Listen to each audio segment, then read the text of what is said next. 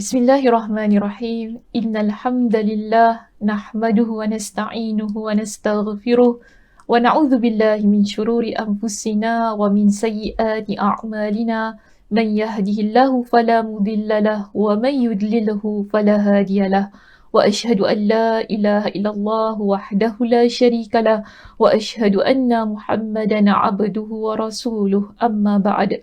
Rabbi shrah li sadri wa yassir li amri wahlul 'uqdatam min lisani yafqahu qawli. Rabbi zidni ilma warzuqni fahma. Allahumma inna nas'aluka ilman nafi'a wa rizqan tayyiba wa amalan mutaqabbala. Assalamualaikum warahmatullahi wabarakatuh. Apa khabar jemaah kita di Masjid An-Naim pada malam ini?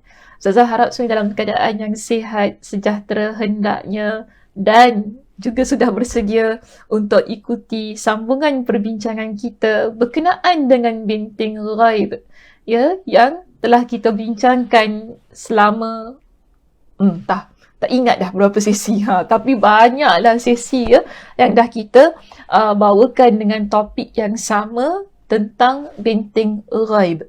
Jadi pada malam ini jemaah kita masih lagi pada satu perbincangan ya berkenaan dengan menjaga lisan dari mengumpat, yang mana pada malam ini kita berada di bahagian kita yang ketiga, ya, perbincangan pada bahagian yang ketiga untuk topik yang sama, dan perbincangan kita akan bermula dari halaman 439. Jika di kitab Ustazah ini, okay, kita akan mulakan daripada muka surat 439 dan kita berada di perenggan yang ketiga, yang mana pengarang kitab memulakan dengan persoalan. Apakah persoalan yang beliau kemukakan di sini? Beliau pertanyakan kepada kita, apakah yang dimaksudkan dengan ghibah? Okey, apakah yang dimaksudkan dengan ghibah? Iaitu apakah yang dimaksudkan dengan mengumpat? Mengumpat ni maknanya apa? Jadi, ada sebuah hadis daripada Nabi SAW yang menyebutkan tentang maksud ghibah ataupun mengumpat. Di sini dalam sebuah hadis yang diriwayatkan oleh Imam Muslim, Nabi SAW pernah bertanya kepada para sahabat. Apakah pertanyaan baginda kepada mereka? Nabi tanya begini jemaah. Ya, Nabi tanya, qala atadruna mal ghibah? Nabi pun tanya kepada mereka, tahukah kalian apakah itu ghibah? Itu apakah itu mengumpat? Jadi di sini para sahabat pun menjawab, qalu Allahu wa rasuluhu a'lam. Kemudian Rasulullah SAW pun bersabda, para sahabat menjawab, Allah dan Rasulnya lebih mengetahui. Jadi tadi Nabi tanyakan, ghibah itu apa? Para sahabat kata, Allah dan Rasulnya lebih mengetahui. Bila para sahabat menjawab begitu, Nabi pun jelaskan kepada mereka tentang maksud ghibah ataupun maksud mengumpat. Jadi di sini, apa sabda Nabi SAW? Nabi kata kepada mereka, qala dhikruka akhaka bima yakrahu. Apa kata Nabi di situ? Ghibah adalah kamu membicarakan tentang saudaramu mengenai sesuatu yang dia tidak suka. Ya, dalam kitab kita ada ya, hadis ini cuma tidak dinyatakan dalam bahasa Arabnya lah. Jadi di skrin kita ni, Ustazah letakkan bahasa Arabnya, jadi boleh dirujuk. Ya, boleh dicari dalam kitab sumber hadis, iaitu hadis riwayat Imam Muslim. Boleh buka kitab Sahih Imam Muslim dan boleh cari hadisnya ada di dalam kitab tersebut. Di sini Nabi jelaskan kepada mereka, mengumpat adalah sesuatu perkara yang kamu buat, kamu sebutkan tentang saudara kamu yang mana dia tak suka. Ya, perkara yang dia tak suka jika dia tahu kita cakap tentang hal itu. Jadi ada di kalangan sahabat di sini, dia tanya kepada Nabi SAW, Baik, dia tanya gini, qila afara'aita in kana fi akhi ma aqul. Apa maknanya? Wahai Rasulullah, bagaimanakah menurutmu jika orang yang saya bicarakan itu memang sesuai dengan yang saya ucapkan? Maknanya dia tanya pada Nabi, Abi kalau kita cakap tentang hal dia memang betul ada pada diri dia, itu ngumpat juga ke? Macam itulah ya cara dia. Baik, Nabi pun jawab. Nabi kata gini kepada dia. Rasulullah SAW menjawab. Nabi kata begini. In kana fihi ma taqulu faqad irtabtahu. Jika benar apa yang kamu bicarakan itu ada padanya, inilah bererti kamu telah mengumpatnya. Jika betul apa yang kita cakap tadi kan, tentang aib dia, keburukan dia, hal-hal yang tak baguslah tentang diri dia.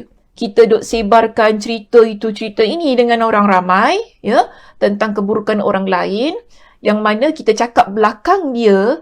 Nabi kata, jika itu betul, memang ada pada diri dia, itulah mengumpat. Itulah kita panggil sebagai mengumpat. Tapi, bagaimana kalau benda itu tak betul? Nabi pun explain. Nabi kata, wa illam yakun fihi faqad bahattahu. Namun, jika yang kamu bicarakan itu tidak ada padanya, maknanya di sini, kamu telah membuat kebohongan besar terhadapnya. Maknanya kita dah fitnah, ya, pada orang itu. Jika apa yang kita sebutkan tidak benar. Jadi ini yang Nabi kata tentang ghibah. Maksud ghibah iaitu mengumpat. Dan kita lihat di sini, Imam Al-Ghazali ada menyatakan bahawa berkenaan dengan ghibah ni ataupun mengumpat, ialah kita sebut tentang apa-apa yang saudara kita tidak suka. Saudara ni ialah sesiapa sajalah, maksudnya kawan-kawan kita, colleague kita, kan, bos kita ke, employer kita ke, apa kan, sesiapa saja, adik-beradik kita, ibu bapa kita, anak kita, suami kita, yang mana mereka kalau dengar kita cakap tentang hal itu, mereka tak suka. Ini kita panggil ia sebagai mengumpat. Dan di sini, Imam Al-Ghazali, dia kata, ketahuilah, dalam kitab kita di perenggan yang berikutnya, ya, ketahuilah bahawa batasan iaitu had ghibah adalah ketika kamu menyebutkan tentang saudaramu dengan sesuatu yang tidak dia sukai jika dia dengar. Macam diri kita lah ya jemaah, kalau kita dengar tiba-tiba, Sakinah, ada orang tu cakap pasal kau gini-gini tau. Dekat belakang kau, dia cakap kau gini-gini. Kita kalau dengar, orang cakap belakang kita suka tak? Kita tak suka. Kalau kita tahu, ya, bila orang cakap tentang kita di belakang kita, tentang keburukan kita, keaiban kita, sesuatu yang memang kalau kita dengar, kita dapat tahu kita tak suka, jangan kita buat pada orang lain. Begitu keadaannya. Sebab orang lain kalau kita buat pada dia kalau dengar yang kita cakap belakang dia, pasti dia pun tak suka apa yang dia dengar. Ya, dia tak suka apa yang dia dengar. Sebab itu di sini Imam Al-Ghazali kata apa? Kita cakap tentang saudara kita, ya, perkara yang tidak dia suka bila dia dengar. Tidak kira sama ada perkara itu kita sebutkan tentang kekurangan tubuh badan dia, ya, tentang keturunannya, tentang budi pekertinya, tentang perbuatan dia yang berkaitan agama, ataupun perbuatan dia yang berkaitan dengan hal keduniaan dia, ataupun apa-apa sajalah yang dia tak suka. Dan di sini didatangkan kepada kita dengan contoh-contoh untuk setiap satunya, ya. Hal itu jemaah boleh rujuk pada halaman 439 hinggalah ke halaman 440. Ada didatangkan kepada kita dengan contoh-contoh yang banyak untuk menunjukkan perbincangan ataupun perbualan apa yang kalau kita ucapkan tentang saudara kita yang bila dia dengar dia tak suka. Itu sebenarnya adalah mengumpat. Kita mengumpat orang lain. Jadi di sini saya datangkanlah apa yang ada pada kitab kita untuk contoh-contoh yang sikit saja, tak semua. Tapi kalau dalam kitab ada banyak lagi, ya. Contoh kita kata tentang kekurangan yang ada pada tubuh badan seseorang. Okay, pada badan dia, pada fizikal dia lah kita kata di sini. Kita kata orang itu pendek, kurus, gemuk dia ataupun kita kata kulit dia gelap hitam dia Ini adalah sesuatu yang kalau empunya diri dia dengar, dia tak suka, maka itu kita masukkan ia pada kategori mengumpat. Sama juga tentang keturunan. Kita kata tentang orang tu, alah dia keturunan biasa-biasa je, apa kelas je. Kita pun cakap gitulah ya, apa kelas je, biasa-biasa je. Kita luar biasa, tak tahulah luar biasa macam mana. Tetapi di sini kita sebut tentang keturunan orang lain. Kan? Alah keturunan ni tak bagus tau, keturunan ni gini tau. Kita lagi bagus, keturunan kita lagi bagus. Kita mengata keturunan orang. Kita kata dia miskin, tak setaraf dengan kita. Kan kita sebutlah tentang hal-hal diri dia yang dia tu miskin, duduk rumah, tak besar. Kita sebutkan cerita-cerita yang begini kepada orang lain tentang seseorang. Yang mana kalau dia dengar, kecil hati dia. Macam mana kan kecil hati dia, sedih, tak suka. Kenapa dia cakap begitu tentang diri dia? Ini disebut sebagai mengumpat. Jika begitulah apa yang kita ceritakan kepada orang lain tentang diri seseorang. Seterusnya, berkenaan dengan budi pekerti, ya, kita kata orang itu kedekut, pengecut, lembik. Lembik lah kau ni Sakinah. Alah, kau tahu Sakinah tu lembik tau. Sikit tak boleh, sikit tak boleh. Alah, itu pun sakit, itu pun. Kita cakap gitu tentang diri orang tu. Si Sakinah tu kalau dengar, sedih dia kan, sedih dia. Sampai hati cakap kita lembik. Tahulah, sebab badan orang ni masing-masing ya, jemaah. Ada orang kuat, ada orang tak kuat. Ya memang Allah Subhanahu Wa Taala ciptakan kita dengan kekurangan dan kelebihan. Jadi kalau kita mengata kekurangan orang lain, ini ngumpat namanya. Kan yang mana kita tak ada hak untuk cerita-ceritakan tentang kekurangan orang lain tu kepada orang lain. Begitulah juga berkenaan dengan perbuatan berkaitan agama, yang mana kita pun cerita tentang orang tu, dia tu malas tau solat, kau tak tahu teruk dia tu. Padahal solat sunat je pun kita ni kan, kita tak nampak orang, kita ni tak nampak orang solat qabliyah ba'diyah, kita pun mengata, dia tu aku tak pernah tau nampak dia solat qabliyah ba'diyah. Lepas solat fardu terus bangun jalan, pemalas dia. Ini mana? Kita nampak namanya kita mengumpat. Kita cerita tentang hal orang lain, tentang berkaitan agama dia. Kan?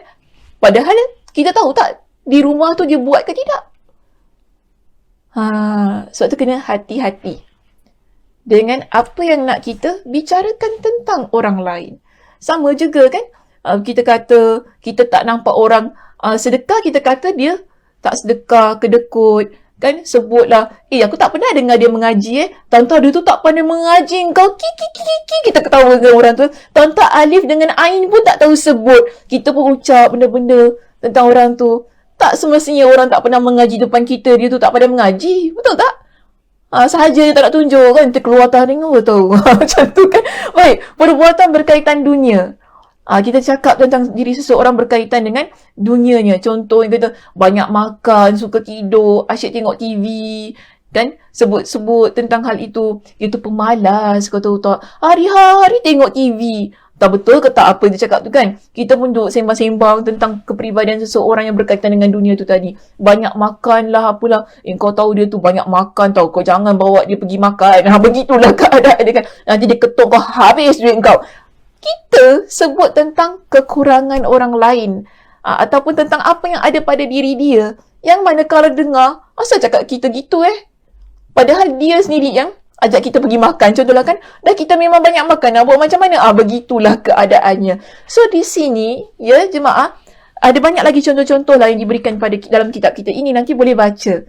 Sebab kalau saya nak jelaskan satu persatu pun tak cukup masa kita ya pada malam ini. Jadi yang penting ialah hati-hati dengan apa yang nak kita ucapkan tentang diri orang lain. Tentang kekurangan dia, keaiban dia, yang mana kalau dia dengar memang dia tak suka. Ya, memang dia tak suka bila dia dengar kita sebut-sebut tentang hal-hal yang begini. Yang bagi saya, kita pun tak sukalah kalau kita dengar orang cakap di belakang kita tentang perkara-perkara ini. Suka ke kita orang cakap tentang kita ni malas? Kan? Suka ke kita dengar orang kata kita ni kedekut? Kita mesti tak suka. Kita mesti marah. Apa ni? Cakap orang kedekut. Aku sedekah mana dia tahu? Kita cakap gitu lah kan. Mana aku sedekah mana kau tahu kan? Atau mana dia tahu? Pandai-pandai cakap orang kedekut lah apa. Takkanlah nak tunjuk-tunjuk pada orang. Ini semua perkara-perkara yang mana kita sendiri kalau ia berlaku pada diri kita, bila orang yang mengumpat kita, diri kita tak suka. Sebab tu jangan kita buat pada orang lain. Namun di sana ada beberapa hal yang kita sebut sebagai pengecualian ataupun beberapa keadaan yang dikecualikan yang mana kita boleh sebutkan berkenaan dengan hal-hal yang dilarang itu tadi. Jadi jemaah, kalau kita rujuk pada muka surat 440 di sini, ada satu poin yang menyebutkan ribah yang diperbolehkan. Itu ribah yang dibolehkan, mengumpat yang dibolehkan. Jadi bila keadaan-keadaan yang membolehkan kita untuk menyebutkanlah kekurangan ataupun keaiban yang ada pada orang lain, kesalahan dia, kan? Bila keadaan-keadaan yang dibolehkan, maka di sini kita ada penjelasan yang diberikan oleh Imam An-Nawawi. Ditampilkan dengan pendapat ataupun penjelasan daripada Imam An-Nawawi. Apa kata Imam An-Nawawi? Imam An-Nawawi berkata, riba hanya diperbolehkan untuk tujuan yang benar dan betul. Jadi kalau kita ni nak sebut tentang hal-hal tadi kan, boleh. Cuma mesti dilihat pada tujuan yang betul, tujuan yang dibenarkan. Serta tidak ada cara mencapainya kecuali dengannya. Dan dengan cara itu sajalah yang kita boleh mencapai tujuan yang akan nanti kita bincangkan di sini. Adapun disebutkan ada 6. Ada 6 tujuan yang membolehkan kita menyebutkan tentang hal-hal yang tadi.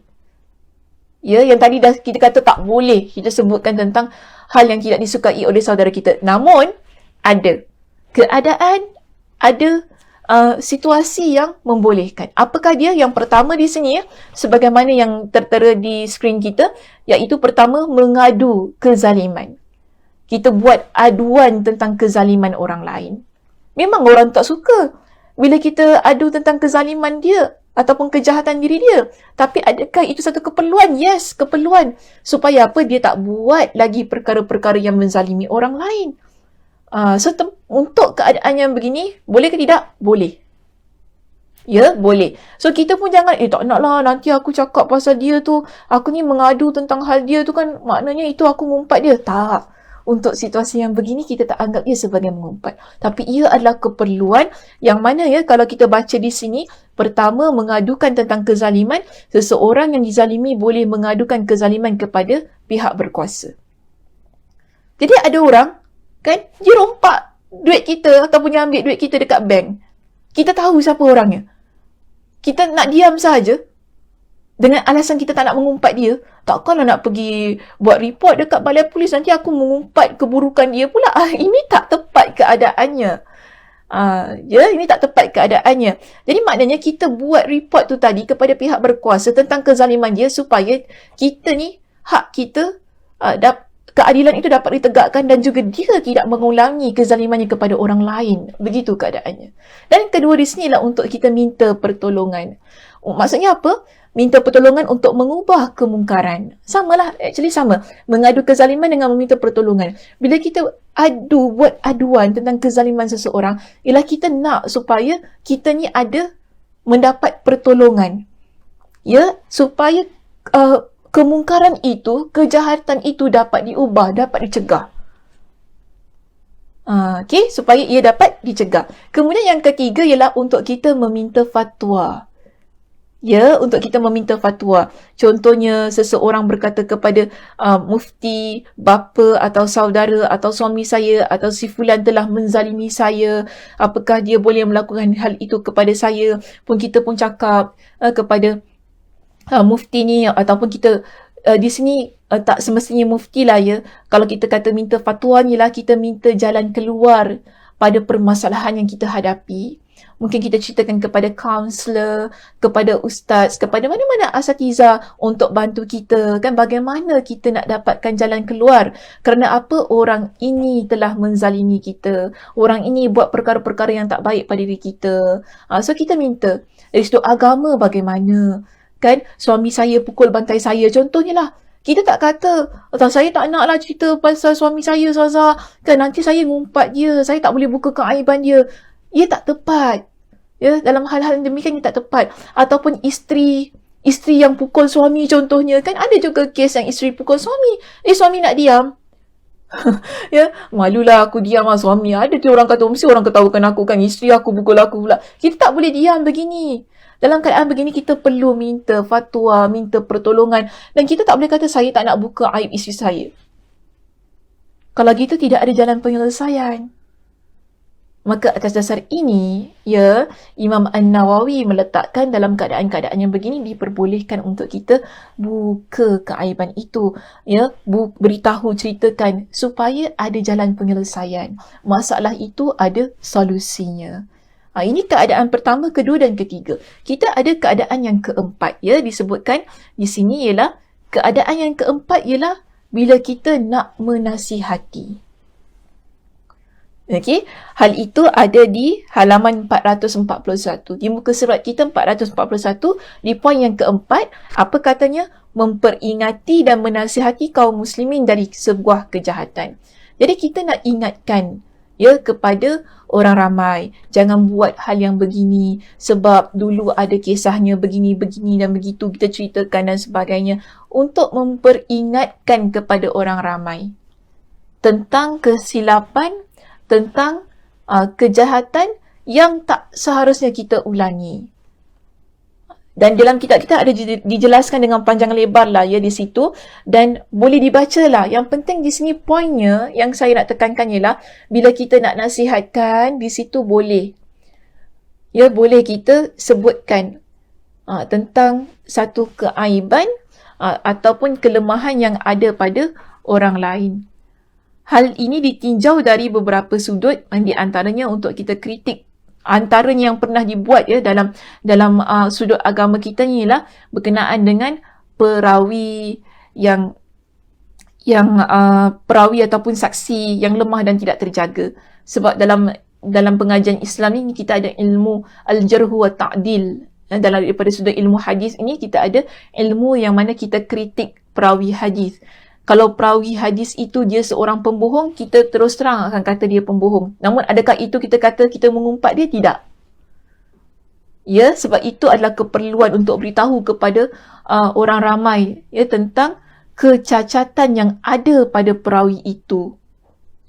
Jadi bila kita beritahu, maknanya orang lain akan dapat makluman mana-mana hadis yang diriwayatkan oleh dia, kita akan elakkan. Sedemikian keadaannya. Jadi kalau begitu situasinya, dibolehkan untuk memberi nasihat dan untuk memperingatkan, ya, tentang kejahatan yang ada pada orang tersebut. Baik, seterusnya kita ada yang kelima. Apa yang kelima di sini? Orang berkenaan melakukan maksiat secara terang-terangan. Orang itu yang kita nak sebutkan tentang diri dia, kan, sebab nanti orang kata, kau diam, tak boleh cakap pasal aib dia. Padahal orang itu, dia buat kejahatan, dia buat maksiat terang-terangan, dia upload di Facebook dia upload di IG dia tentang kejahatan dia, tentang maksiat yang dia lakukan. So kita nak diam sahaja? Tak boleh. So dalam hal ini, adakah kalau orang itu dia buat maksiat secara terang-terangan, yang mana dia bangga dengan maksiat dia, kan, dia rasa tak salah dengan apa yang dia buat, dengan dosa yang dia buat? Untuk keadaan yang begini, boleh untuk kita bicarakan tentang hal dia supaya, ia menjadi peringatan. Jadi kita tak kata kita buka aib dia ataupun kita mengumpat diri dia untuk hal yang sedemikian. Baik. Dan contohnya ada sebut sini tentang orang minum arak, orang yang merampas harta orang lain, kan? Adalah contoh-contoh yang disebutkan berkenaan dengan poin kita yang kelima. Dan kita ada poin kita yang keenam, iaitu untuk memperkenalkan. Apa maksud memperkenalkan ini? Ialah kadang-kadang macam ini, ada orang, dia dikenali dengan sesuatu sifat yang kurang pada diri dia. Tapi untuk tujuan itu sahaja, ya. Bukan kita suka hati sebut, kan. Mungkin orang itu, dia ada kekurangan, keaiban yang mana dia jalan timpang. Dia timpang lah jalan dia. Jadi orang tanya, kan, yang mana satu ni? Alah, yang ni yang timpang tu. Gitu kan. Yang timpang tu orang, yang timpang tu. Gitu sahaja. Untuk memperkenalkan. Stop sampai situ saja. Orang dah kenalkan, okey, dah sudah. Bukan kita nak aibkan dia, tapi untuk memperkenalkan dia. Kadang-kadang keadaan itu diperlukan supaya orang tak tersalah faham. Sakinah tu banyak sakinah, tapi sakinah yang mana satu? Oh, sakinah yang mata dia suka terkebir-kebir lah. Macam gitu lah kan. Kita kata, oh, sakinah terkebir-kebir lah. Gitulah keadaan dia. Jadi kita pun cakap tentang sakinah terkebir-kebir lu. Sebab apa? Kita nak memperkenalkan. Bukan sebab kita nak ngumpat dia. Kan? So, kita ni, bila orang tu perkenalkan kadang-kadang kita pun kata, kau tak baik tau kau ngumpat dia. Jangan pula kita salah faham. Dia cuma nak memperkenalkan saja. Dan dia stop sampai situ saja. Dah orang dah kenal, dah sudahlah. Tak payah lagi nak cakap-cakap lagi. Bukan untuk mengaibkan dia. Bukan untuk nak bincang ataupun cerita tentang kelemahan yang ada pada diri dia.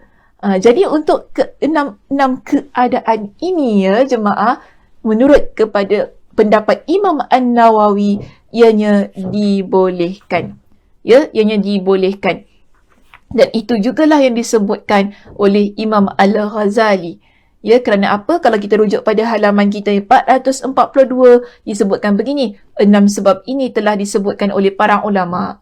Dan kebanyakan mereka ya, dan kebanyakannya sudah menjadi ijma' mereka. Maksudnya, mereka sepakat, majoriti di kalangan para ulama' menyebutkan bahawa untuk enam keadaan itu tadi boleh bila kita nak sebutkan ya, apa-apa yang berkaitan tentang diri seseorang itu berkenaan dengan keaiban dia, kekurangan diri dia, ya, hanya pada keenam keadaan itu.